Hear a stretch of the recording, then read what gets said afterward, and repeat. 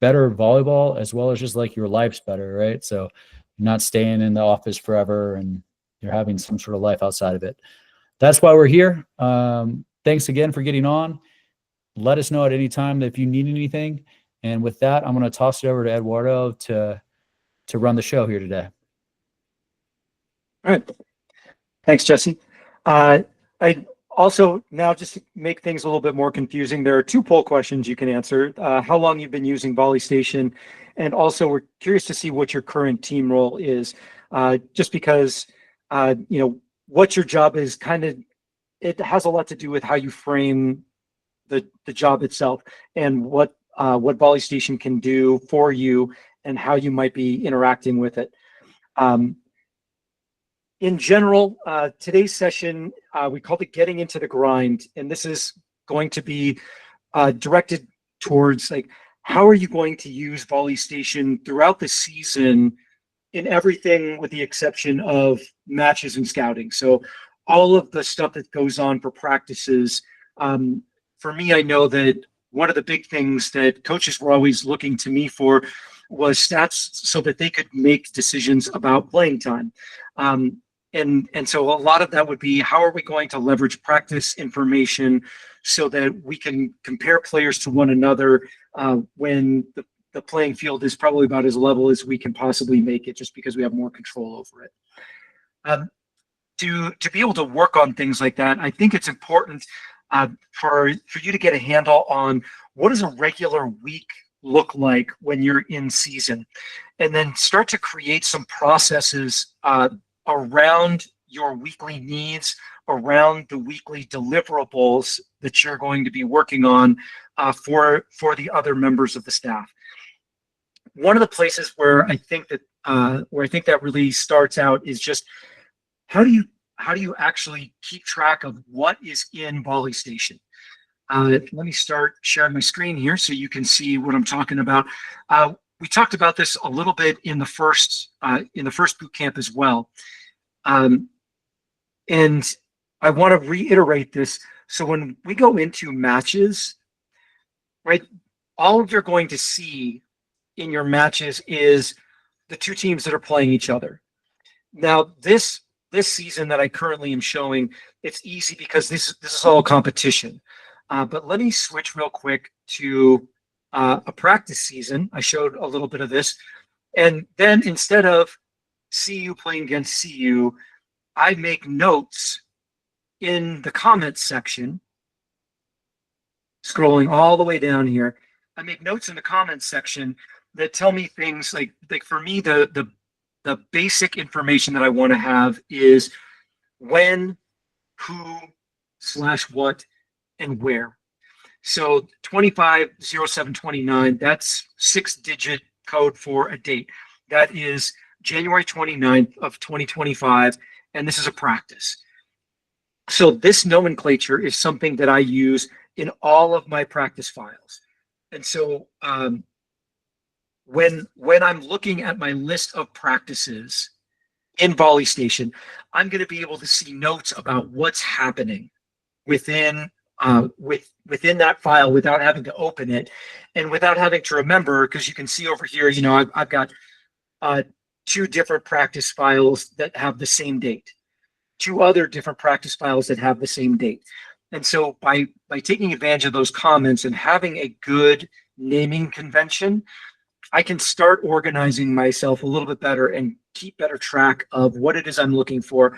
Plus, if you're using VolleyStation Online, having these notes, having these comments is going to make it easier for other people who aren't necessarily thinking exactly like you to be able to find things without having to look too hard or without having to come and ask you every single time. Another thing that I think is important to think about is how can I speed up my coding? That's something that we get asked about a lot. Like, how do I get better at this? Because once we get into practice, it's the same thing every single day, and you're expected to turn around video and stats daily, but yet you're still trying to get better at coding so you can code more things and be more helpful during practices. And so when it comes to speeding up coding, what I suggest you do that has nothing to do with being a faster typist is about being a better translator. I always think about coding in VolleyStation as translating what's happening on the court into keystrokes. The code that you read is a result of those keystrokes that I make after I watch a play happen.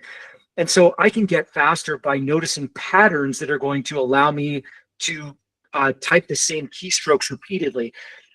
So let's go into this match real quick, and let's search, and let's look at all the home X5s, and let's see who the outside hitters are, right? So whole bunch of 33 in here, right? Logan Eggleston is kind of a big deal. She is important for Love's Austin team, right? So she's going to get a lot of balls. And so when I talk about recognizing patterns that emerge, Logan Eggleston is going to hit X5 a lot. And so that's a pattern that I can get used to typing, 33X5, right? Those things are going to naturally flow off of one another. Same thing. If I want to see who's setting, mostly number 3. So 3E is another pattern that's going to be familiar. 3E space 33X5, something that looks like this, is something that I'm going to type a lot. And so I don't necessarily have to get a lot faster at typing if I get a lot faster at recognizing how play is going to flow from reception to setter to hitter. If I know as soon as I see which direction the ball gets set in, I can start reading ahead of that play and knowing who's the front row left. And so I know which number I'm going to be typing in about who's going to be hitting the go. Getting better at speeding up your coding, as I said, is not necessarily about just typing faster, because remember that you've remapped your keys. And so some of the keys don't mean what they are when you look at the keyboard. And so to me, it's just getting comfortable with the pattern, which direction my fingers are moving in and when. I think those things are probably more important than just being a faster typist. It's just being a faster translator of what's happening, a faster recognizer of patterns. In keeping with that, when we talk about coding faster, I think it's important that we recognize that there's a trade-off in accuracy and timing, right? So the question that I have, recognizing that we're going to make mistakes, recognizing that every once in a while, our brains are going to freeze up while we're trying to figure out what grade a reception should be, and then we start getting behind the play, things like that. I think it's good for you to think about that accuracy versus timing consideration. I think about it this way. When I'm done coding, what would I rather have to fix? The code or the timestamps? Would I rather have to edit a lot of code, or would I rather have to sync a lot of stuff? So if I were here, what would I rather have to do? Would I rather have to double click in here, change things, watch the video to see what the play was and fix that? Or would I rather just be able to click mark play time and then let the video go a little bit, stop it, mark the next play time? Which one of those things would I rather spend more time doing? I don't think that there's a right answer or a wrong answer for that, but I do think that that is one of the main trade-offs that you're going to be thinking about in terms of your ability to be efficient in the job that you do. And when I talk about that being efficient, I don't mean just in your ability to type, but what sorts of things are we going to prioritize? Would you rather be a little bit late and type all the right things? Or would you rather be on time and maybe make a few more typing errors as you go? Again, I don't think there's a right answer, but I do think that that is a trade-off that is worth thinking about, because it's going to affect your overall job efficiency.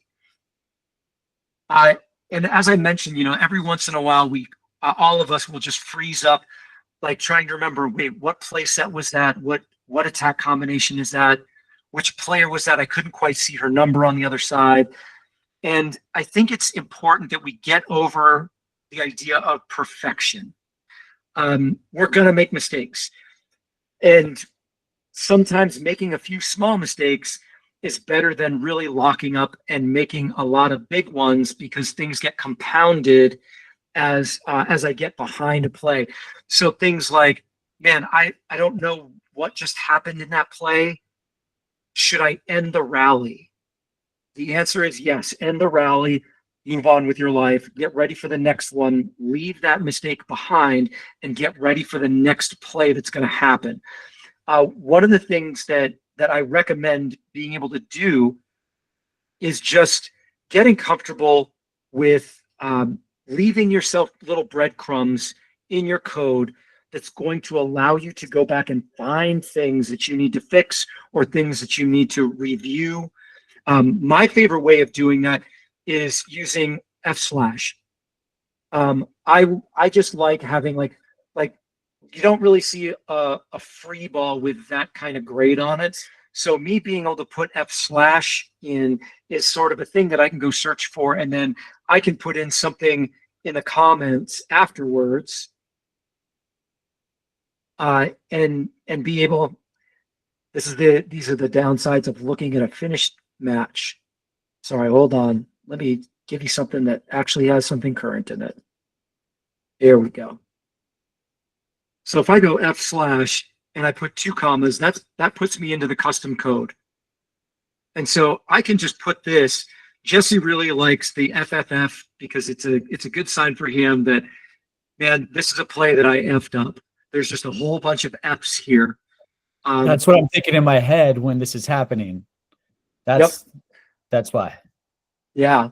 So so I like to use that f/, and then even if I don't have the opportunity to put anything in the custom code, if later on I can just go back and I can search for f/, and that's going to give me the opportunity to review things that I may have made notes on that I need to go back and review in the code.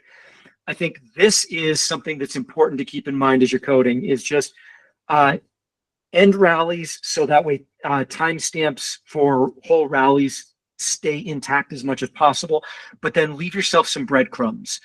I think that these are some really good, really general ideas that you should keep in mind when you're coding, especially when it's just like it's double days or there's tons of stuff going on in practice, and this will give you the opportunity to go back and make yourself remember the stuff that you need to fix.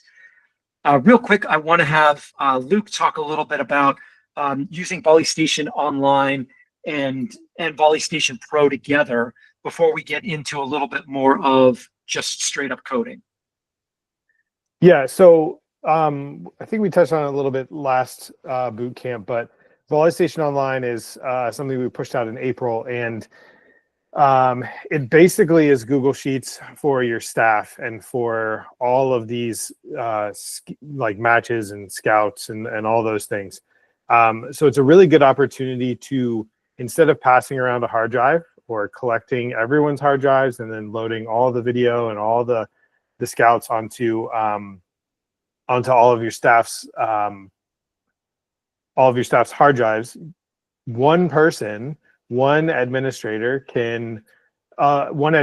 of VolleyStation Online, I should say, should be in charge of making sure that the code or the scout file gets uploaded to VolleyStation Online to the correct season, and then also uploading the match video as well. Because if you are in a scenario where you're in an away match, you're coding in VS Pro, so you're offline, you finish coding, I think one of the first things that you guys can do is either you can upload that raw film and that raw scout file and let your coaches go and get after it as soon as possible when that gets uploaded to the online version, or you can clean that code offline and then upload all of it after it's been cleaned and you're confident in what you're in the information that you're sharing with your staff. One thing that we're not capable of doing quite yet is replacing scout files. So if you upload a dirty scout file, I would encourage you to clean it online right now, and then later, hopefully in before season gets really rolling, we're going to have an ability to replace a scout file that you've cleaned offline with an already existing match online. So it'll just replace the file. But right now, that's kind of best practices for managing those scout files. Pick one person to manage the online system and make sure that they're uploading the scout files and the matches. And if any changes get made, make sure that those are being switched to online later. Back to you, Eduardo. Thank you. All right, so getting back to coding, there's a couple of phrases that I always have in mind when I'm talking about coding.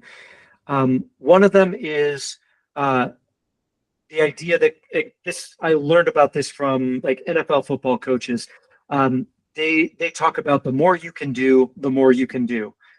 It's just sort of the idea that like the more things that you're able to do, then it opens up even more doors to allow you to do even more things.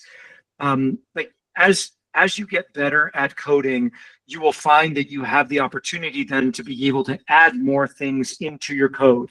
And even after all the time that I've spent coding in this career, I still know that there are more things that I could still be adding into my code if I really wanted to work hard at integrating those things in and creating some new habits in how I type. The other phrase that I always think about, it comes from cycling, and that's the idea that it never gets easier, you just go faster. Something that I think is interesting is that a lot of times people that are newer to coding think that people that have been around this, doing it for a long time, that we're sitting behind the laptop like doing our nails in between touches of the ball. And I still feel like I am struggling to keep up with plays at times. And a lot of that is just because it never gets easier. You just go faster. You start adding more things into your code, so it takes longer to get all the details about particular plays. So just recognize that if you're really pushing to get as much as you can out of your brain and out of your fingers, you're always going to be in this position where like it feels hard and it feels rushed and it feels like you're missing things. Like that's okay. That's part of this. Like that's part of the process of improving and getting better, things like that. So with those things in mind, I want to talk a little bit about coding now that we are talking more about like the daily grind of practices. One thing that I think is important to think about is what data needs to be present in your code. The stuff that I have sitting here in this code is really just a hodgepodge. It's not meant to follow anything that's happening in particular. But let's go ahead and let's actually follow this play a little bit. So we're going to say we can see that 10 is going to serve. And I'm going to let the video play for a second. She's going to serve. I'm going to call that from zone 7 into zone 1. Right. So I'm going to say serve medium 7-1. I'm not going to try and figure out who it is that's passing that ball. So I'm just going to pick a number. Who knows? Let's go with 8, seeing as how that's a middle, and she would definitely not be passing. 8's going to pass that ball, and I'm going to give that a medium. And then let's say that 3 sets that. And we're going to, in my stuff, I would call that a P3, but that's my personal attack combination. Oops, I forgot to put the number there. Let's use 2, a libero hitting a middle set. Why not? 2 P3. This ball is going to go off the tape and dribble through. So I'm just gonna say that that's a kill, right? And I'm gonna add a little bit of extended code here just to get at the point that I'm making here. So here's the stuff that I just put in, right? 10 medium serve from zone 7 to zone 1 because 8 passed a medium pass. 3 makes a set, didn't grade that at all, and then 2 gets a kill on a gap, and that ball hit the net. And like I said, I added just a little bit of extended code in there. But let's stop and take a look at some of the things that we could have potentially put in here. We can add the direction of this pass. So we could come over here and let's flip this court and say that pass went from here to here. So now we have that, and now we have setter location. Again, I didn't do anything with the set. I did add a little bit of extra information about the attack, but let's say that I wanted to that there was a touch off of the block there. So I could have put in, oops, and actually notice it. I didn't make these 2 other contacts the away players. I should have. I'll fix that in just a second. But for the moment, then let's just say that let's get that a 6 gets a block error on that. And now I'm going to go back and I'm going to fix these.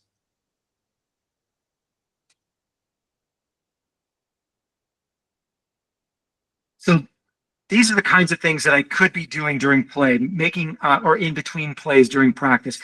And some of it's going to depend on what information do I need. So like, is your staff going to need more information about the set? We already gave it a location, but do we want to say something about the grade of the set or not? We've given a little bit of information about the attack, but not much. Like really, if we go back and look at the video here, the default is that there were 2 blockers. You could say that's 2 blockers, or you could say that's not 2, that's 4. If that's something that matters to you, you could give this a direction, right? It just kind of dies right there.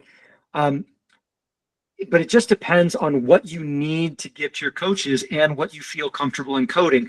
I could go back and have that same rally and not give anywhere near that detail.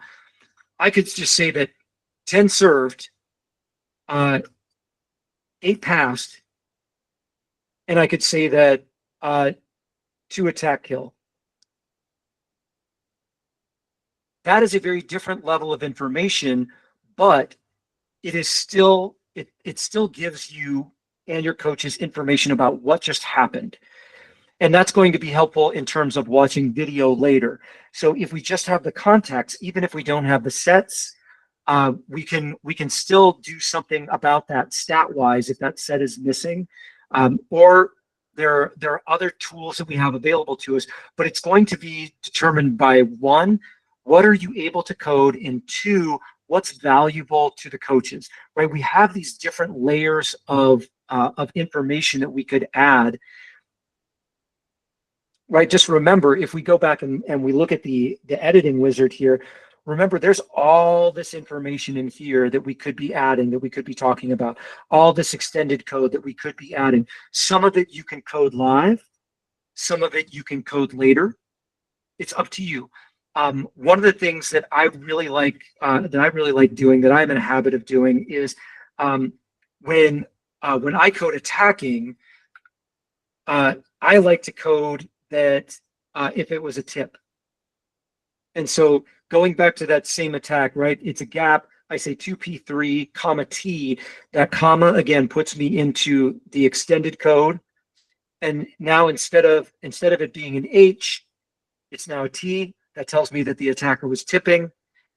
HPT, I think like that's a super easy thing that I really like adding into my code that gives more information. But again, it's going to be about, is this information going to be useful to your staff, or is it going to be useful in your analyses later on down the line? For me, the HP&T is something that I'm definitely going to be looking at and giving this information to my coaches, mainly for scouting, much more so than on my own team. But it's also still kind of interesting to be able to look and see, do I have certain players that tip a lot more, or just not hit as many balls hard, and start trying to figure out why is that happening. Those sorts of questions can be asked if you have that data in the code. Now, you remember back here when I gave directions to the reception and then direction to the attack. This is something that if you're using VolleyStation Online or if you're dual coding, you can have a secondary coder coming through behind you and adding this information after your code gets submitted. So that's something that you can keep in mind, is how do I want to be able to embellish my code?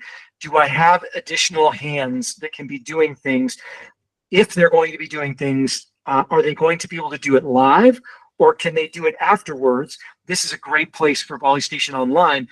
We talked in the first boot camp about, like, hey, if I'm coding in VolleyStation Online, then all I have to do at the end of this is grab the video, upload it into VolleyStation Online. While that video is uploading, or once that video is done uploading, I can just close my laptop, go back home, go sit on my couch, and start cleaning my code afterwards. The same goes for having additional people whose jobs it might be to add more information into code.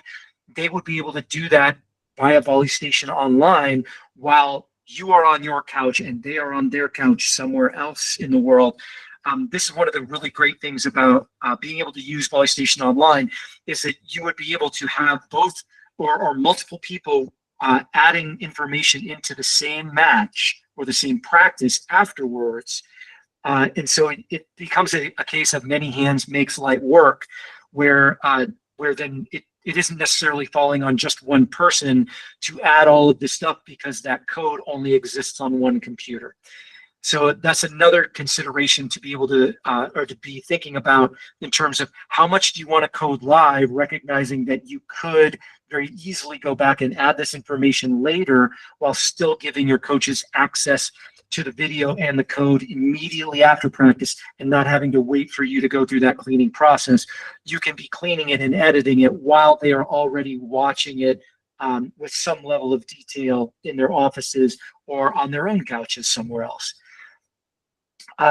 Now, something that I want to keep in mind here is that as we get further into the season, 6-on-6 play is going to become much more important. And it's going to be important to get more than just the basic information about how many attack attempts people had, how many dig attempts, how many reception attempts, things like that. And so because of that, lineups, rotations start to become important. The one thing that I think about more so than having lineups correct, is having rotations correct. So that way we can get information about how well are different rotations performing. You can always go back and add or correct the players on the floor after the fact. You can also correct the rotations after the fact. But if you know going into a practice that the 6-on-6, the rotation information is going to be important, but maybe you're not playing a straight side-out game where teams are both rotating whenever they side out, then being able to fix rallies becomes really important. One tool that I want to remind you of is the keyboard shortcut that you can use anytime after you end a point. So let me end a point here. And then after that, I can use I and then a number for the setter zone to reset the rotation. So if I'm looking at my home team right now, currently the setter's in zone 6. Let's say that after that point, they're rotating into serve. And so, but even though they're supposed to rotate according to the side out, they're not. I want to put the setter back into 1. So if I hit I1, see how it turns it back 1 for me. And so this is a handy tool to have to make sure that your rotations stay correct. And it's really easy to do it very quickly at the end of any given play. Same thing, I can tweak the other side. I can put the other side back in 1 as well. by just adding the away team in there. So away I1, I can rotate them back one click, and I can keep all my rotations steady in order to keep that stuff correct immediately. That way it's less that I need to fix after the fact to get the rotations all correct.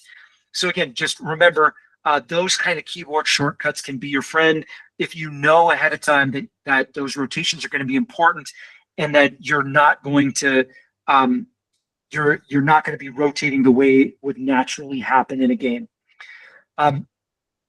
If for some reason something happens, you spill your water and you need to take a few minutes and wipe that up, and you miss a rally or two, you can insert entire rallies after the fact. You can edit scores. You can edit lineups. These are times when, like, hey, this is a time when, again, I think putting /, oh crap, like something happened here. I need to do something. So let me go back and just do add point, right? So like that's my reminder that that I'm going to need to add a point in here. And so then what I can do after the fact is I can go here and I can say add rally after the point that I already had in, and then it's going to invite me to put a play in anything, just to keep it simple. And especially since I don't know what just happened, I'm just going to put in 0. I had a free ball / that'll be enough for me to confirm and add it in there. So now what you see is now there is a new point added in afterwards, with this with that code that I just entered. And so this is a good thing to be able to remember, is that I can do that, and then after I add that rally in, I can change the score, just to be able to make sure that I know, or that I know what happened, and I can get that to line up with my scores going forward. So I can edit that score, and then I can edit the lineup to fix where what rotation team should be in. So these are all things that I can do after the fact, in order to get an entire point added back in, because I missed something. I got distracted. I got pulled away for something. I know things happened. I can make a note in my code, and then I can add points in later. Adding plays in is always easy, right? Same thing that I just did. So keep in mind, it's going to be okay if you have to miss things. Let them go, end a rally, award a point, make a note in the code, and then you can always go back and add a rally, add a score, change the lineup as needed afterwards. And that'll allow you then to not have mistakes compound themselves as you go on. It'll allow you to just pick up wherever you can pick up again when you get back in front of your computer, hands on the keyboard, and ready to start coding again. All right, so let's talk about spreadsheets. Once we have code like this generated, right, or if we were to go look at this match and we have all this code, and we want to be able to analyze that code, we want to be able to give it to other coaches and have them get information out of it. Again, lots of spreadsheets that we make available, that we have made over time. If you need the link to our Google Drive that has all of these, a bunch of the worksheets that we've already made, then we can get you a link for that, so that way you can go dig through there and see if there's something that already exists that will save you from having to create a worksheet and or create formulas from scratch. The other thing is, we mentioned this in the first boot camp, our thriving community in our nerd group me. If you're not a member of that and you would like to be, reach out and let us know, and we'll get you added in. That's a great place to be able to ask techs and coaches across the country if they have a formula or a worksheet that does a particular thing. if it saves you time, I think that's always a good thing. Jesse, I'm going to give you a second to hop on your soapbox and talk about share everything all the time, because I know that's something that we both care a lot about.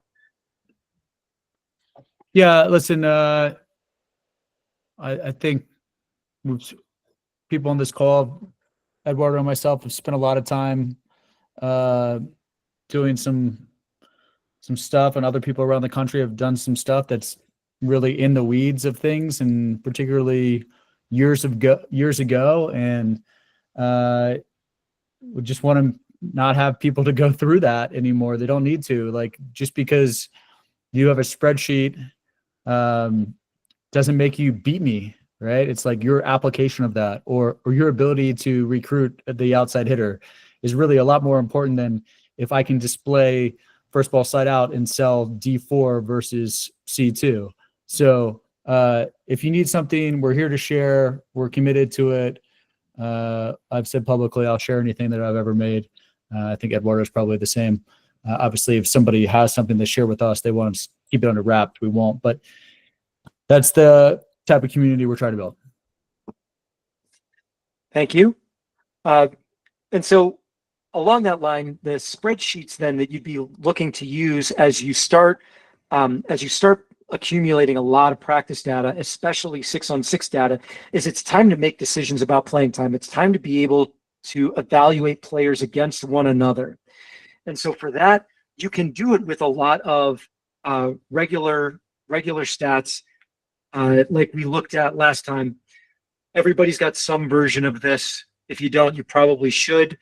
Some version of this that is just elementary type stats, where it's just players and it is just a lot of counts, a lot of efficiencies, percentages, things that are very easy to calculate, and things that exist just in their own, or they stand alone much more so than they are reliant on an entire team.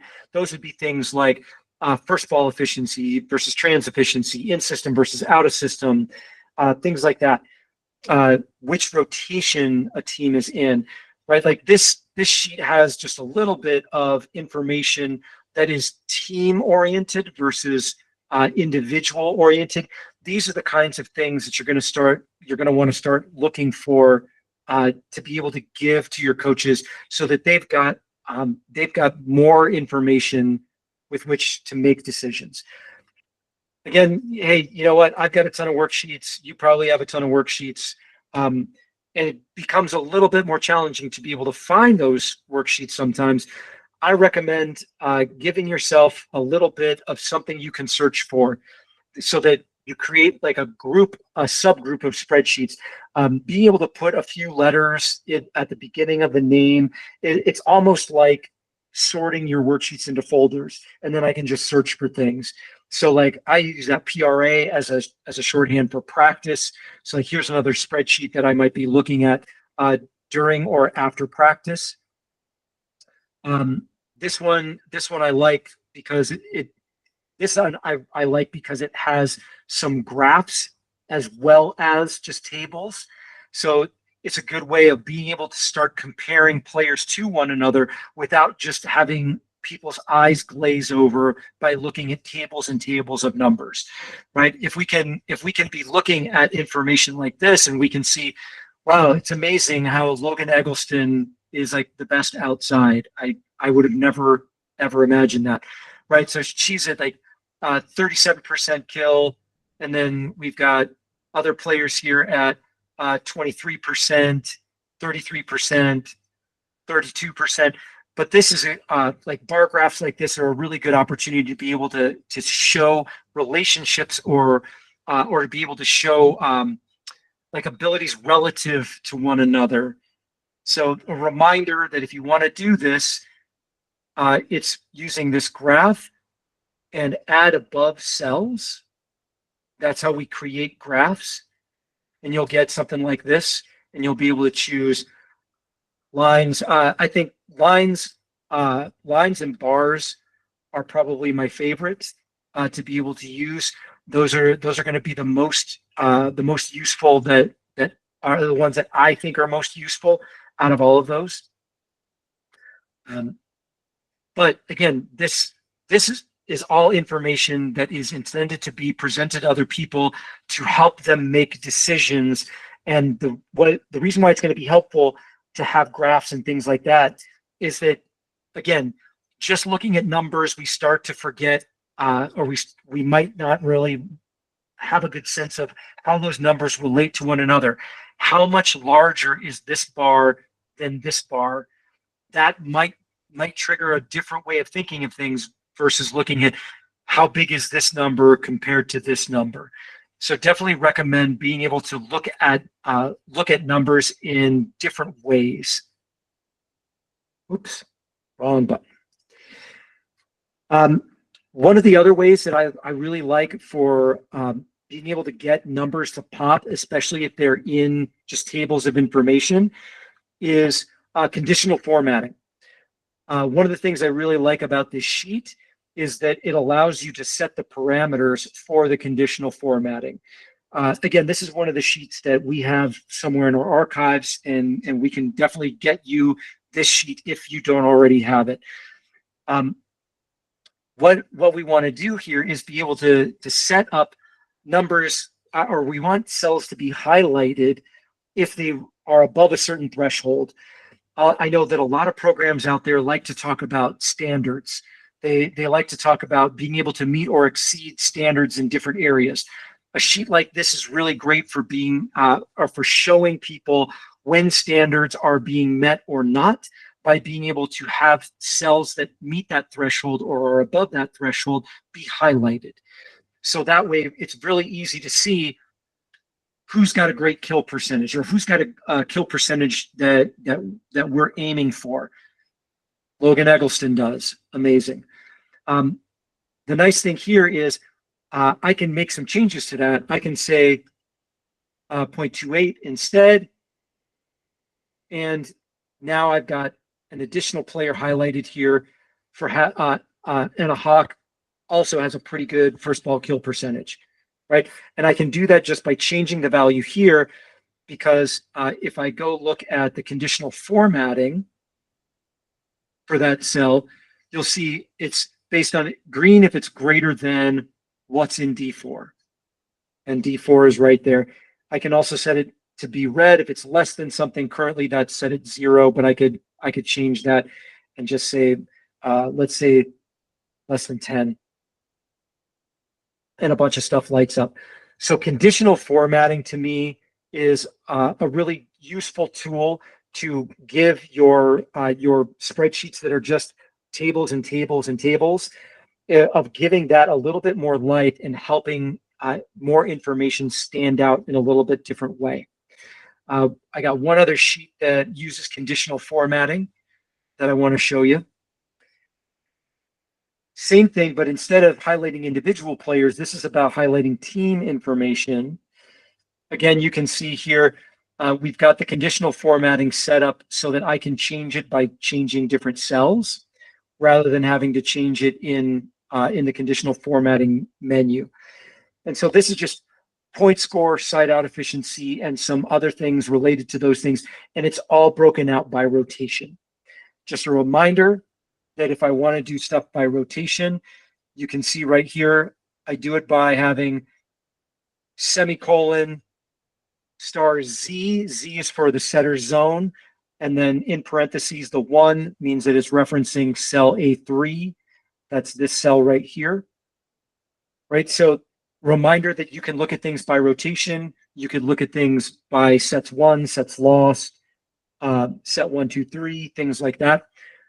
But again, conditional formatting, great way to be able to get numbers to stand out a little bit more than just having a plain old version of the table like this that has no conditional formatting, where now it's really up to whoever's looking at this to go searching for what they think is important. You can make some decisions about what's important and highlight that for the people that are going to be looking at it. Another thing that I want to recommend is have sheets that you can easily change. You can easily add or change players in. Making dynamic sheets, I think, is a good thing. I'll go back to this practice sheet again, because this one takes advantage of this. Because I'm using this cell here to determine everything that's going to go into this line of code, or into this line of the table. And if I wanted to insert a line, if I wanted to insert a row, then I can insert that row, and then I can start building out the same thing by just copying and pasting and then changing the value that goes in here. And so this is going to allow me to very quickly make a lot of changes to this worksheet to keep it current, to keep it useful, but without having to hand code everything that goes into this whole table. It's really just insert row, copy, paste, make a change to one cell, and we're done. So I definitely recommend having sheets like that you can do that with. One other thing I want to mention is the idea that no single stat tells a complete story. So reception average, I think, is a really good reminder of that. So let me see if I've got a nice simple reception sheet. Let's see what this one looks like. Not as simple as I'd like, but that's okay. Yeah, because this is really going to be about how we attack out of reception. Let me just go back to the USA sheet. So recognize here that for reception over here, I'm not just giving reception average, but also like perfect pass percentage, FBSO when a player passes, how many reception errors they had, things like that, things that are going to give a little bit more nuance, a little bit more detail into what it is that you're showing, just because the reception average isn't going to necessarily do a great job of telling a complete story about a player's performance or how two players necessarily compare to one another. So I like having reception average, perfect pass percentage, ace percentage, FBSO when they pass, things like that are going to allow me to help coaches understand a little bit better what the numbers are saying that describe the performances that they watch every day in practice. I want to take a second before we move on to other things and open up and see if you have any questions, or Luke and Jesse, if you have comments that you'd like to make about coding and worksheets within the context of practice settings.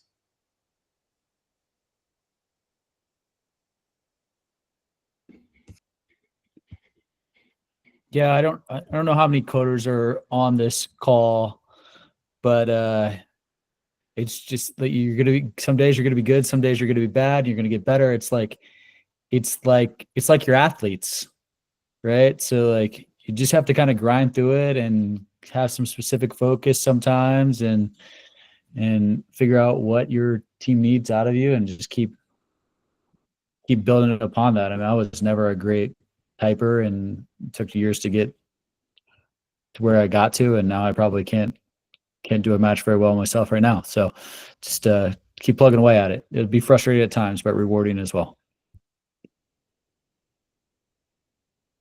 Yeah, the only thing I would add is kind of like they both touched on, coding specifically is about panic management. So you're going to screw up, you're going to make mistakes. How do you handle that? How do you respond to those? And then how much effort are you putting into making sure that your code is great after the match? Because that really separates the coders from the great coders, making sure that information is accurate. Regarding spreadsheets, hey, look, just dive in and go and explore through that FAQ on our blog and download all those spreadsheets. And if you don't like them, delete them. But there's so many good resources out there that we have like at your fingertips. And I would encourage you guys to go in there. Most of that code that Eduardo's been talking about in the spreadsheets is you just copy and paste it and maybe adjust a few cells here and there, and you can get what you need. So building a spreadsheet is less intimidating than you think it is. You just have to kind of do the research, and really, like anything, most great art is stolen, right? So most people who build spreadsheets have stolen a lot of stuff from other spreadsheets. And like Jesse and Eduardo were talking about, share what you can share, because again, building a great worksheet, you're just going to steal from that great worksheet at some point down the line. So that's my only 2 cents. Thank you. All right. Seeing no hands raised, the last topic I want to talk about today is video review. I think another tool that becomes very, very important within the realm of the practice portion of your season is video review. Coaches being able to watch video of themselves, of opponents, and then coaches being able to watch video with players. In some instances, being able to let players watch, or being able to create opportunities for players to watch video themselves. So for that, I want to go back to this match. And remember, there are several ways that you can watch video. And some of them, which ones you're going to want to use, are going to depend to a large extent by what it is you're trying to accomplish by watching the video. For instance, just if you're fixing your own code, then the scout view is probably pretty good. The sync view is probably the next best, especially if you need to fix the timestamps on your code before allowing coaches to see that, or after your coaches have seen it, you can go back and continue to fix those things so that your code gets better as it goes. But if you just want to watch video, like you're a coach watching video, then the show layout is probably the best thing to do. And then once you're here in this show lineup, now you can search for things. Let's go back and let's look at all of Logan Eggleston's X5s. Here they are. Right? And the advantage of the show layout is that it gives me the court diagrams and the location information that exists in that scout file while still giving me half of my screen in video, so that, like, if I'm watching video with a player or something, we can see what's happening with that attack. Oops. Right? We can see what's happening with that attack, and helps if I actually have it go to that point in the video. There we go. Right, so we can see what happened with that attack, everything before and after that play. We can see it in the code. We can see it on the video. This is a great tool to be able to watch video with players, but there are other ways that I can do this, right?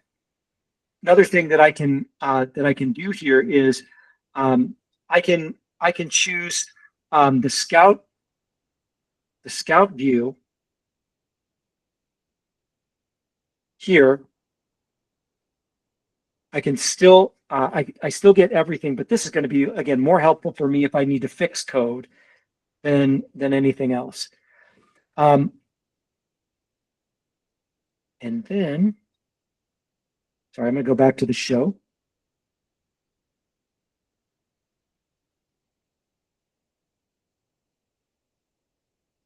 All right. So then the next thing that I would be able to do then, after another way for me to be able to watch video, is rather than going with this view in match, is I can go to video analysis. I have the same series of matches selected in my filter, and I can basically do the same thing that I was doing before. I can look at all of Logan Eggleston's X5s.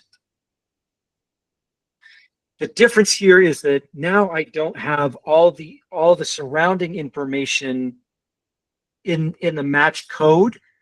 But the great thing about this is that it gives me a lot more that I can do to be able to export video, or be able to look at a whole bunch of different things without continually updating my search terms. So for instance, right now I've got all of Eggleston's X5s, but let's say that I wanted to be able to compare outsides to one another as a coach. And one of the important ways that I can do that is by actually watching them hit the ball. And so let's say that I wanted to take a look at all the kills from X5s that were available. Right. So now I've got all of these kills, and now they're from different players. And let's say now I want to be able to see all of Logan's together. Now I just start dragging them around. So I get them all lined up here, and then I can get other players grouped together. So that way I can see all of these players I can see all their kills in a row while watching the video. And then I can also see some other things that might be going on in that, like, all right, that's cross court. So let's say that I want to label all of her cross court kills. I can now use the tiles to quickly find. Let's see, where's this one go? That's down the line, so I'm going to use this tag. Where's the next one? That's down the line. Do that. Right. So this is going to give me a way to be able to start getting a little bit more information. And so then if I wanted to export this video out, I can take Logan's cross-court kills, group them together, her line kills, group those together, and then I can start checking and unchecking plays to be able to have them be part of the montage that I'm going to export or not. Right, so I can uncheck them and they wouldn't be part of that montage that I create, or I can keep them all checked and get all of them in there. Or if it's just one really great clip, this is one of the times when it's really fun when you're on a Mac, because I can just choose, like, export this one clip.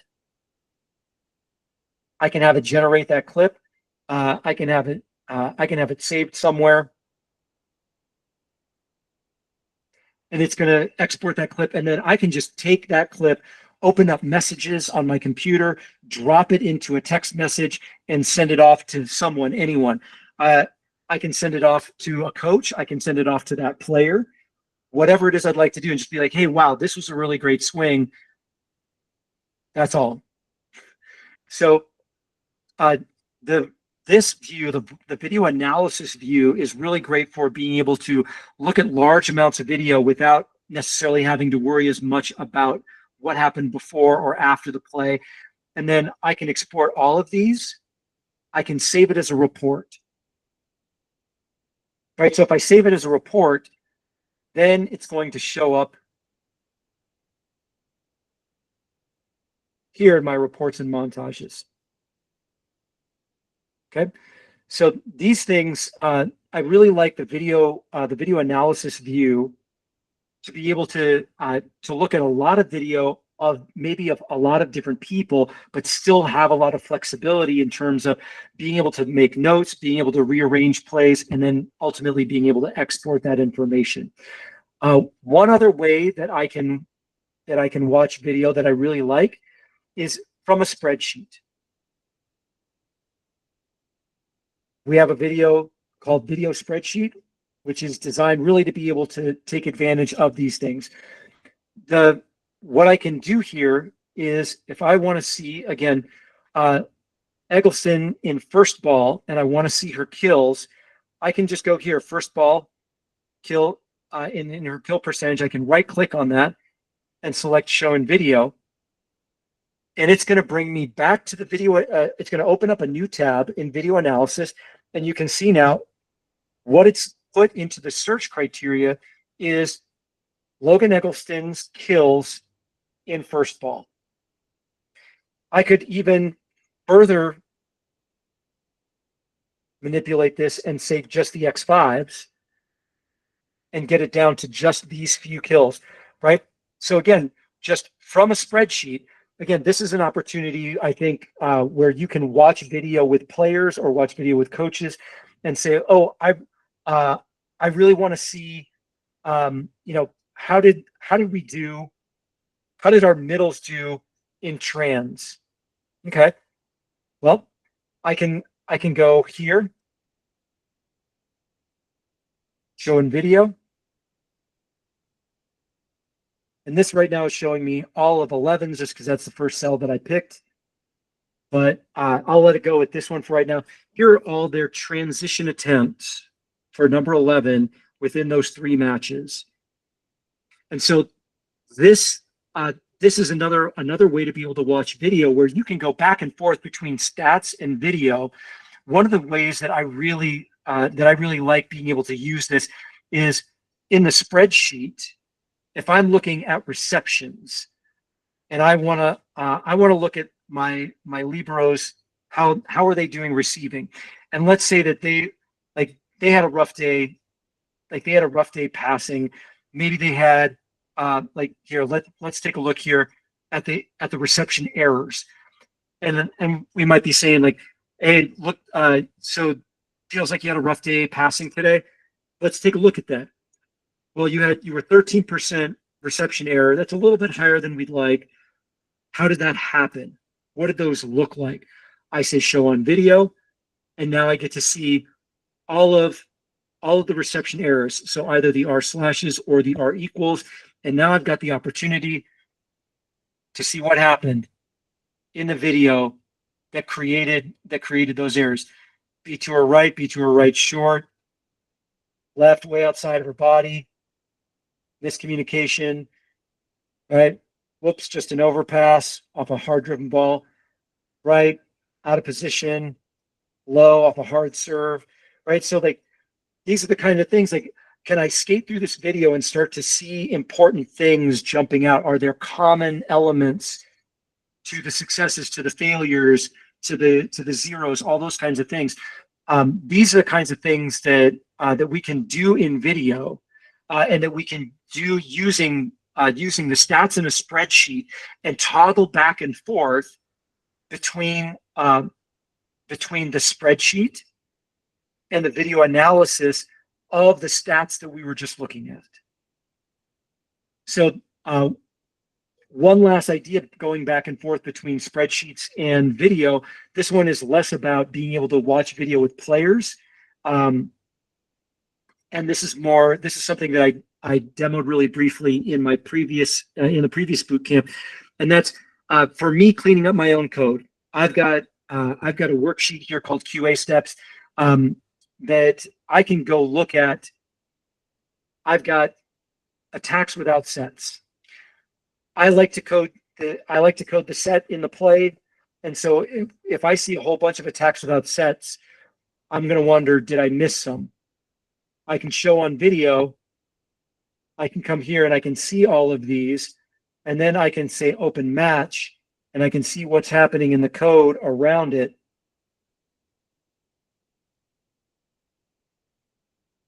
And see if there's something that I need to fix in the play. Oh boy, that doesn't look like it's well synced, does it? At any rate, this is again, it's a good way to be able to use the video analysis tool and be able to use the show on video option. Again, you get this by right-clicking on a cell.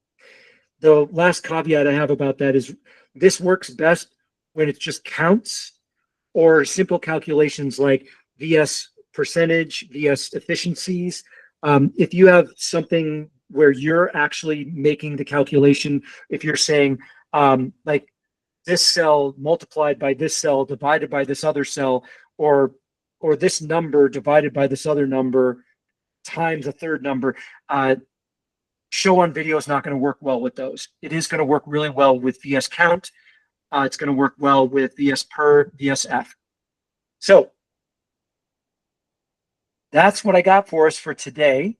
Our next presentation, our next boot camp next week is going to be talking exclusively about functioning in matches and in scouting. So if you've got questions around coding in matches, worksheets for matches, using video. Well, you can use video in matches if you're on the women's side, stuff like that. Let's hold on to those for next week. Would love to see you back again for those. But let's go ahead and let's take some questions from you.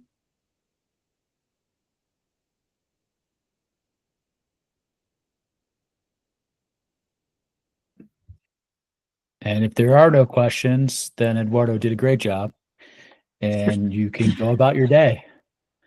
But feel free to reach out if something comes up. Happy to get offline and work through those things. Yeah, thanks again for being here, y'all.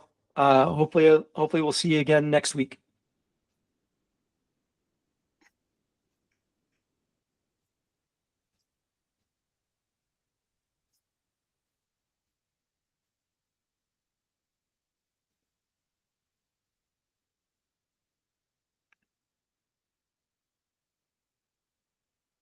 And we're going to remove these other people.